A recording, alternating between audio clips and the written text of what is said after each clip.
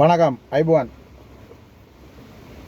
சபாநாயகர் முன்னாள் சபாநாயகர் மஹிந்த ஜாப்பா 2 வருஷத்தில் 4.5 கோடிக்கு எரிபொருள் பாவிச்சாருன்னு சொல்லி இப்போ கோப் குழுவால் இந்த விசாரணை மூலம் வெளியே வந்திருக்கு. 2 வருஷம் 2022 2023 இந்த 2 வருஷத்தில் 4.5 கோடிக்கு எரிபொருள் பாவிச்சிருக்கிறார். அவர் மட்டுமில்லை, பிரதி சபாநாயகர் 85 லட்சத்துக்கு தன் சொந்த வாகனத்துக்கு எரிபொருள் போட்டிருக்கார். அதை விட பாராளுமன்ற செயலாளர், பாராளுமன்ற மற்ற இன்னொரு உத்தியோகத்தர் இருக்கிறார், அவரும் அன்லிமிட்டட் இந்த எரிபொருளை பாவிச்சிருக்கிறாங்க. இந்த எப்போ சொன்னார், ரணில் விக்ரமசிங்க ஜனாதிபதியாக இருக்கைக்குள்ள ஐஎம்எஃப்பில் போய் நாடு இருக்கைக்குள்ள நாங்கள் பாலத்தால் நடக்க கண்ணாடி பாலத்தால் நடக்கணுமே என்னொன்று ரணில் சொன்னவர். அப்போ 2048ஆம் ஆண்டு தான் இந்த நாட்டுக்கு ஒரு விடிவு வரும், அது வரைக்கும் கஷ்டம், நாங்கள் பட்டியை வகுத்த வரைக்கும் கட்டிக்கொண்டு தான் இந்த நாட்டை கொண்டு நடத்தணும்னு சொன்ன ரணில் விக்ரமசிங்க அந்த ஆட்சியில் தான் இந்த சபாநாயகர் இவ்வளவு சபாநாயகர் இவ்வளவு தொகைக்கு டீசலை அடித்து நாட்டில் பாவிச்சேன்னு சொல்லி ஒரு அறிக்கை கிடச்சிருக்கு. இது எப்படின்னு சொன்னால், ஒரு வருஷத்தில் 3994 லிட்டரில் இருந்து 6000 லிட்டர் வரைக்கும் பாவிச்சிருக்கிறார் சபாநாயகர் மட்டும். அப்போ இந்த விகிதப்படி பார்த்தா 165 வீதத்துலேருந்து 155 வீதத்துக்கு காட்டுது. அப்போ இவ்வளவு பெரிய ஒரு வித்தியாசத்தில் இவ்வளோ பெரிய எரிபொருளில் இந்த சபாநாயகர் பாவிக்க வேண்டிய அவசியம் என்ன? உண்மையிலவே பாவிச்சு தான் இருக்கணுமா என்று பார்த்தா இல்லை. பாராளுமன்றத்துக்குள்ளே தான் சபாநாயகருக்கு வேலை இருக்குது, பாராளுமன்றத்தில் வேலை இருக்குது. அடுத்தது அவருக்கு உத்தியோகபூர்வ வாசஸ்தலம் பாராளுமன்றத்துக்கு அருகிலான் இருக்குது. அதனால் சொந்த வீட்டுக்கு போகிறாலும் ஆக மிஞ்சி போனால் 40 கிலோமீட்டர் தான் பெறும். அப்போ அவர் வீட்டுக்கு போகிற உத்தியோகபூர்வ வாசத்தில் தான் இருந்திருக்கிறேன் குடும்பத்தோடு. அடுத்தது போகிறண்டா ஜனாதிபதி மாளிகைக்கு ஏதாவது மீட்டிங்கண்டா, சந்திப்புகள்ண்டா, இல்லைன்னு சொன்னால் பிரதமர் காரியத்துக்கு அப்படி போக வேண்டிய அவசியம் இல்லை. சபாநாயகத்தை தான் இவையெல்லாம் போகணும். சபாநாயகர் அப்போ சபாநாயகருக்கு எங்கே ஓடினவர் இவ்வளோ எரிபொருள் பாவிச்சு? சபாநாயகர் இந்த நாட்டில் எங்கே ஓடினவர்? இந்தியாவை சுற்றி எத்தனையோ முறை வரலாம்னு நினைக்கிறேன் இவ்வளோ டீசல் அடித்து கொண்டு. அப்போ இலங்கை ஒரு சின்ன நாடு, பருத்துவரையிலிருந்து அம்பந்தோட்டை வரைக்கும் ஒரு 600 கிலோமீட்டர் தான் நீளம் வரும். அப்போ இந்த நாட்டுக்குள்ளே இவ்வளோ டீசல் அடித்து எங்கே ஓடிக்கிறாங்கன்ற கேள்வி வருது. உண்மையில் டீசல் அடித்து ஓடிப்பாங்கன்னு நினைக்கிறீங்க? இல்லை. இது டீசலுக்கு எரிபொருளுக்குன்னு சொல்லி காசை ஒதுக்கிட்டு அந்த எரிபொருள் பாவிச்சுதுன்னு சொல்லி கணக்கை காட்டிட்டு அவங்க காசு எடுத்திருப்பாங்க. இதுதான் நடந்திருக்கு. இவ்வளோ எரிபொருளை என்ன சொன்னால் அதுக்கு கணக்கு காட்ட தேவையில்லை தான். இவ்வளோ ஓடினது எங்கே ஓடினீங்க, என்ன வேலை செஞ்சுனீங்க? பாராளுமன்றத்துக்குள்ளே தான் சபாநாயகருக்கு உத்தியோகபூர்வ வாஸ்தலமும் பக்கத்தில் இருக்குது. அப்போ குடும்பத்தோடய அங்கேயே இருக்கிறார். அப்போ இவர் எங்கே தான் ஓடினவர், இவர் என்ன தான் செய்தவர் என்று கேட்டால் இதுக்கு பதில் இருக்காது. என்ன சொன்னால், இப்படி தான் இந்த நாட்டை அவங்க கொள்ளையடிச்சிக்காங்க. 2048ஆம் ஆண்டு நாட்டுக்கு ஒரு விடிவு வரும்னு சொல்லி ரணில் விக்ரமசிங்க அது வரைக்கும் எங்களுடைய வாயம் கட்டி கொண்டு தான் இருக்கணும், பட்டியை ததக்கறன்னு சொன்னவர், சிங்களத்தில் இருக்கணும் மண்டி சொன்னவர். அப்போ இப்படி சொன்ன ரணில் விக்ரமசிங்க அந்த ஆட்சியில் தான் இவ்வளோ பெரிய கிரிமினல் மோசடி நடந்திருக்கு. சரி, அவரை பற்றி நிறைய குற்றச்சாட்டுகளுக்கு சாப்பாட்டையும் பாராளுமன்றத்தில் இருந்தால் கட்டி கொண்டு போகிற குடும்பத்துக்குன்னு சொல்லி ஒரு குற்றச்சாட்டும் இருக்குது. இப்போ சபாநாயகர் பிரதி சபாநாயகர் ஒரு சொந்த வாகனத்துக்கு, தனிப்பட்ட வாகனத்துக்கு 85 லட்சத்துக்கு அரசாங்க நிதியிலிருந்து எரிபொருள் போட்டிருக்கிறார். அடுத்தது பாராளுமன்ற செயலாளர் மற்ற இன்னொரு உத்தியோகத்தர் அவர்களும் அவையும் அன்லிமிட்டட், அதை கணக்கு வழக்கு இல்லாமல் பாவிச்சிருக்கிறாங்க எரிபொருள். அப்போ அவங்க காசு என்ன பாராளுமன்றத்துக்கு எப்படி எங்கெங்கே எப்படி எடுக்கலாமோ எப்படி தான் எடுக்கிறது. நிதி ஒரு அமைச்சர்னா நிதி ஒதுக்கினா ஒரு ப்ராஜெக்ட்லேருந்து அடிக்கலாம். எங்கே எடுக்கிற பாராளுமன்றத்துக்குலாம் எடுக்கணும். பாராளுமன்றத்துக்கு என்னென்ன வழியில் இருக்கோ அந்த வழியிலலாம் சுருட்டலாம், அந்த வழியெல்லாம் சுருட்டிக்க. அப்போ நாட்டு மக்களை ஏமாற்றி கொண்டு பட்டியை ததை பண்ணி கொண்டிருக்கோம், அதாவது வகுத்த வாயம் கட்டி கொண்டிருக்கோன்னு சொல்லிக்கொண்டு ரணில் விக்ரமசிங்கர் ஆட்சியில் இவ்வளோ பெரிய மோசடியை பாராளுமன்றத்தின் சபாநாயகரை செய்தவர்னு சொன்னால் எந்த அளவு தூரம் இது இந்த நாடு இவங்கள்ட்ட கொடுத்துருந்தா, நீண்ட காலத்துக்கு இன்னும் விட்டுருந்தா எங்கே கொண்டு எங்களை விட்டுருப்பாங்கன்னு யோசிச்சு பாருங்க. பார்ப்போம்.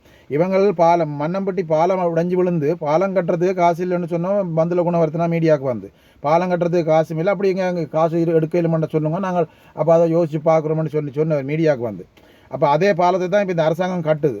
அப்போ இவங்கட ஆட்சின்னு தொடச்சி தான் இது. அப்போ இப்போ அதிரேக காசு இருக்குன்னு சொல்கிறாங்க, அதாவது மேலதிகமான பட்ஜெட்டோட மேலதிகமான காசு கையிருப்பில் இருக்குன்னு சொல்லி அரசாங்கம் சொல்லுது. இவ்வளோ காலம் 76 வருஷமாக இந்த ஆண்டாக்கள் ஒவ்வொரு முறையும் பாராளுமன்றத்துக்கு பட்ஜெட் கொண்டு வரைக்கும் துண்டு விழும் தொகைன்னு சொல்லி உலக நாடுகளில் கடன் வாங்கினேன். அப்போ இப்போ பட்ஜெட்டில் மேலதிக காசு திரைச்சேரியில் இருக்குன்னு சொல்லி சொல்கிறாங்க. அப்போ இதே நாட்டை தான் இந்த ஆக்கள் வந்து ஆட்சி செய்கிறாங்க. அவங்க ஆட்சி செஞ்ச நாட்டை தான் இவங்க வந்து ஆட்சி. அப்போ அவங்களுக்கு இல்லாமல் போன காசு இவங்களுக்கு எப்படி வந்தது? நிர்வாக சீரின்மை, நேர்மை இல்லை, உண்மை இல்லை. இதுதான் பிரச்சனை. கொள்ளையடித்தது, டேக்ஸை கட்ட அவங்களோட பாராளுமன்ற உறுப்பினர்கள், பாராளுமன்றத்தில் அவங்களோட அமைச்சர் மேர் எல்லாம் வந்து பெரிய தொழிற்சாலைகளை வச்சுக்கொண்டு டேக்ஸை கட்டாமல் விட்டது. அவங்களோட நண்பர்கள் உறவினர்கள்லாம் டேக்ஸ் ஃப்ரீ கொடுத்தது. ஹாபர்லேருந்து சும்மா கண்டெய்னர் எல்லாத்தையும் கொண்டு போக விட்டது. இதனால தான் நாட்டில் காசு இல்லாமல் போகிறது. இன்றைக்கு துறைமுகத்தில் வந்து அதிக வருமானம் பெற சுங்க திணைக்களத்தில் அதிக வருமானம் கிடைக்குது இந்த அரசாங்கம் வந்த அப்புறம். வரலாற்றில் இலங்கை வரலாற்றிலேயே அதிகப்படியான வருமானத்தை காட்டிக்க வந்த அப்புறம் தான். அப்போ இப்படி எல்லா துறைகள்லையும் வந்து டேக்ஸ் வருமானமும் அதிகரிக்கப்பட்டிருக்கு. இப்படி இருக்கைக்குள்ள காசு இல்லைன்னு சொன்னது. இப்போ அந்த மன்னம்படிப்பால கதையை சொன்னான். இப்போ பந்துல குணவத்தின வழியை வந்து சொன்னது அது கட்டுறதுக்கு காசு இல்லை எங்கள்கிட்டன்னு சொல்லி. அப்போ 11 பேர் உயிரிழந்த அந்த பாலத்துக்குள்ளே விழுந்து 17 பேர் உயிரிழந்த அப்புறம் தான் பிபிசி அலையார் கேட்க இந்த கதையை சொல்கிறாங்க. அப்போ அப்படி இல்லை ஒன்றும் இல்லைன்னு சொன்ன நாட்டை தண்டைக்கு இவங்க வந்து கட்டுறாங்கன்னு சொன்னால் அது இவங்களோட திறமை. அப்போ நீங்கள் என்ன செஞ்சீங்க? நீங்கள் இருந்த காசு எல்லாத்தையும் கொள்ளையடிச்சு போட்டு இப்படியெல்லாம் அநியாயமாக செலவழித்து போட்டு நாட்டை ஏமாற்றி கொண்டு இருந்தீங்க. இதான் நடந்தது. அடுத்தவர் வந்து ஆர் பிரேமதாசன் மகன், அவர் வந்து ஒரு மீட்டிங்கில் கதைச்சு கொண்டு கேட்கல. அங்கே பக்கத்தில் இருக்கிறவர் கேட்குறாரு, அது என்ன ஆம்புலன்ஸ் அதில் நிற்கிது, அது என்ன ஆம்புலன்ஸ் ரெண்டாவது அவர் சொல்லி நம்ம இப்போ இங்கே வந்து நிற்குது மீட்டிங் கொண்டு, அது அங்கே ஆஸ்பத்திரிக்கெல்லாம் போகணும், அதை மருத்துவமனைக்கு அனுப்புங்க, இதில் நிற்க வேண்டாம் போங்கன்னு சொல்கிறார். அப்புறம் சொல்கிறார் மக்களுக்கு அது ஆம்புலன்ஸ் ஒன்று வந்திருந்தால் அதான் நான் பேசினான்னு சொல்லி இப்படி சொல்கிறேன். எனக்கு ஒன்றும் அப்படி ஆம்புலன்ஸில் போகிற மாதிரி நோய் இல்லை. நான் போகிற மீட்டிங்குகள் ஏன்னா கூட்டங்கள் வைக்க போகிற இடமெல்லாம் ஆம்புலன்ஸை கொண்டு போகிற தலைவர் இல்லை நான் என்று சொல்கிறார்.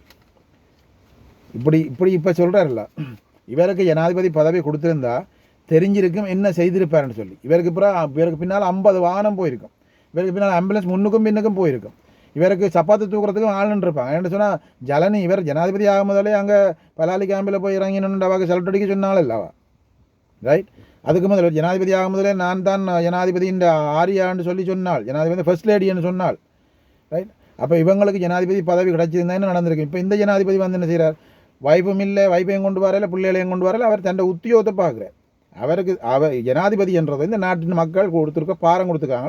அவர் அந்த உத்தியோகத்தை பார்க்கணும். அவர் என்ன செஞ்ச எல்லாரும் குடும்பங்களை கொண்டு வச்சு சொந்த பந்தங்கள் அதையும் கொண்டு வச்சு கொண்டு நாட்டு அரசாங்கத்தின் காசில் எல்லாம் சுகபோகமாக வாழ்ந்தது. இப்போ இவர் நடிக்கிறார். ஏன்னா ஆம்புலன்ஸுக்கு ஆவண்ட அப்படின்னு சிங்களத்தில் சொல்கிறார். அப்போ இதெல்லாம் நடிப்பு. உண்மையாக இந்த உள்ளத்துலேருந்து பிரேமதாசாக்கு இது வரையில்லை. அவர் வந்து பார்க்குறார் மக்களுக்கு இப்படி சொன்னால் மக்கள் தன்னை நம்பிடுவாங்கன்னு சொல்லி.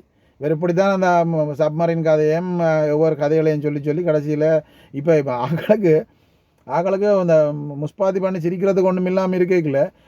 பிரேமதாசா அப்பப்போ வந்து ஏதாவது சொல்லி போட்டு போவார். இப்போ சிங்கள மீடியாக்களை திறந்தீங்கன்னா அவங்கள சிரிச்சு கொண்டு இருக்காங்களே, இதுதான் நடக்குது. அப்போ இப்படிப்பட்ட ஆக்கள் தான் இப்போ அவை இல்லாமல் அடுத்த பிரேமதாசாவை நம்பி போட்டு போகிற இருக்கிறார்கள் தான் இந்த கதை சொல்கிறேன். கொடுத்தீங்கன்னா தெரியும் எங்கே கொண்டே விடுவாருன்னு சொல்லி. அவை வந்து மன்னம்படி பாலஞ்சேவே காசு இல்லைன்னு சொன்னாக்கள். காசு ஒதுக்க இல்லாத 11 பேர் செத்தா பிறகு இராணுவத்தை போட்டு கூட செய்திருக்கலாம், சாமானம் வாங்கி போட்டு. ஆனால் அவை செய்யலை, காசு இல்லைன்னு சொன்னேன், பகிரங்கமாக சொன்னேன், பக்கம் இல்லாமல். அப்போ அந்த அரசாங்கத்தில் இருந்த சபாநாயகர் தான் இவ்வளோ டீசல் இந்த எரிபொருளை போட்டு ஓடிக்கிறார். இந்த பிரதி சபாநாயகர் 85 லட்சத்துக்கு சொந்த வாகனத்துக்கு டீசல் அடிச்சுக்கிறார். இதுதான் இந்த நாட்டில் இவ்வளோ காலம் நடந்திருக்கு. ஆகவே இந்த அரசாங்கம் ஒன்று வராமல் விட்டுருந்தா இந்த நாட்டு மக்கள் எங்கே போயிருப்பாங்க? அதாவது இன்னும் கடனை வாங்கியிருப்பாங்க. இலங்கையில் இந்த சொத்துக்களையும் விற்றுருப்பாங்க. ஏன்னா விற்கிறதுக்கு ரணில் விக்ரமசிங்க பிளான் போட்டிருந்தது. அப்போ எல்லாத்தையும் விற்றுருப்பாங்க, இன்னும் கடனை வாங்கியிருப்பாங்க. இது சர்வதேச நாணய நிதியம் மற்றும் உலக வங்கிகளுக்கும் வாசியாக போயிருக்கும். இலங்கைக்குள்ளே வெளிநாடுகள் வந்து கால் பதிக்கிறதுக்கு இலங்கையை கொண்டே கடனில் இறுக்கி போட்டு அவங்க தாங்க நினைச்ச மாதிரி இந்த நாட்டை கொண்டு நடத்திப்பாங்க. அந்த நிலையிலேருந்து இந்த அரசாங்கம் வந்து இந்த நாட்டை காப்பாற்றிருக்கணும்னு சொல்லுவோம். நன்றி, வணக்கம்.